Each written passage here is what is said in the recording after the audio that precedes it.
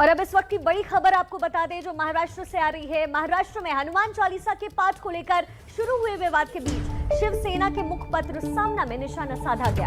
सामना में लिखा है, हनुमान जयंती, रामनवमी, लाउडस्पीकर विवाद देश को डुबोने की साजिश है। सामना में लिखा गया है कि धार्मिक घृणा के मामले में हिंदुस्तान का चरित्र अफगानिस्तान में भी ज्यादा बिगड़ गया है। तो सामना में लेख लिखा गया जिसमें भारत की तुलना अफगानिस्तान से की गई। लिखा गया है, शिवसेना के मुखपत्र सामना में हनुमान जयंती, रामनवमी और लाउडस्पीकर विवाद देश को डुबाने की साजिश रच रहा है।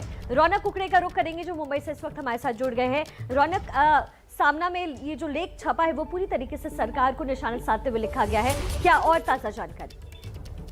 जी देखिए शिखा, मुख्य तौर पर पिछले कुछ दिनों से हनुमान चालीसा, रामनवमी या फिर लाउडस्पीकर को लेकर जो विवाद महाराष्ट्र में देखने को मिल रहा है और जिन दलों और जिन सियासी नेता जो है इन मामलों को उठाकर अपनी सियासी रोटी देखने का काम कर रहे हैं, उनको लेकर ये निशाना जो है वो सामना के संपादकीय में साधा गया है। मुख्य तौर पर जिस बात का जिक्र इस सामना संपादकीय में किया है उसमें साफ तौर पर ये लिखा है कि धार्मिक घृणा के मामले में हिंदुस्तान का जो चित्र है वो अफगानिस्तान से भी ज्यादा बिगड़ गया है। काफी बड़ा कटाक्ष जो है यहाँ पर शिवसेना ने अपने मुखपत्र सामना के जरिए करने की कोशिश की है, लेकिन सबसे बड़ा सवाल बनकर उभर रहा है कि हिंदुत्व की बात करने वाली शिवसेना इस तरह का एडिटोरियल लिखती है और उस पर लोगों पर निशाना साधने की कोशिश करती है। ऐसे में शिवसेना पर भी सवाल जो है उठते दिखाई देंगे।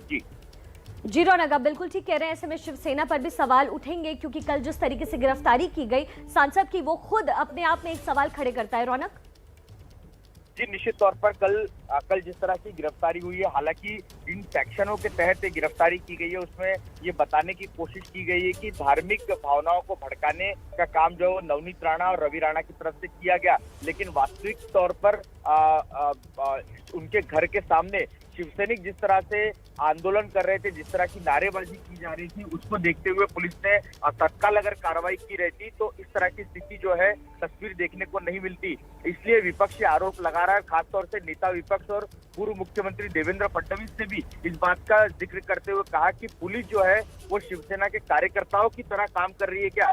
ये एक बड़ा सवाल जो है वो महाराष्ट्र की राजनीति में फिलहाल पूछा जा रहा है। जी रौनक, आप हमारे साथ लगातार बने रहिए। तो सामना में किस तरीके से सरकार पर निशाना साधा गया ये आपको हम बता रहे हैं। लिखा गया है सामना में कि धार्मिक विवादों से देश को डुबोने की साजिश रची जा रही है। सामना में भारत की तुलना अफगानिस्तान से की गई है।